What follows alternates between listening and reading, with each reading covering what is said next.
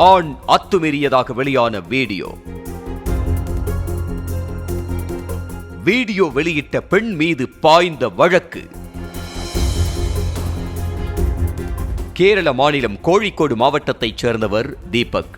இவர் கோழிக்கோட்டிலிருந்து கண்ணூர் நோக்கி பயணித்துக் கொண்டிருந்த போது அவர் அருகே இருந்த இளம்பெண் ஒருவர் தீபக் தன்னை சில்மிஷம் செய்ததாக வீடியோ ஒன்றை பதிவு செய்து தனது இன்ஸ்டாகிராம் பக்கத்தில் வெளியிட்டுள்ளார்.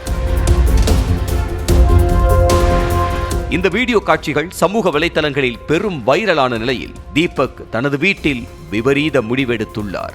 சமூக வலைதளங்களில் வீடியோவை வெளியிட்ட அந்த இளம்பெண் கோழிக்கோடு மாவட்டம் வடகரை பகுதியைச் சேர்ந்தவர் என்று சொல்லப்படுகிறது.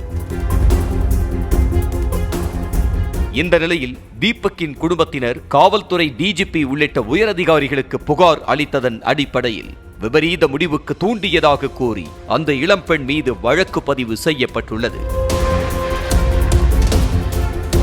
வழக்கு பதிவு செய்யப்பட்ட பிறகு அந்த இளம்பெண் தலைமறைவாகிவிட்டதாக போலீசார் வட்டாரத்தில் தகவல் வெளியாகியுள்ளது. இருப்பினும் அந்த பெண்ணின் இன்ஸ்டாகிராம் கணக்கின் தகவல்களை சேகரிக்க சைபர் போலீசாரின் உதவியையும் நாடி உள்ளதாக தெரிய வந்துள்ளது. இச்சம்பவம் குறித்து வடக்கு மண்டல டிஐஜி நேரடி விசாரணை நடத்த மாநில மனித உரிமைகள் ஆணையம் உத்தரவிட்டுள்ளது.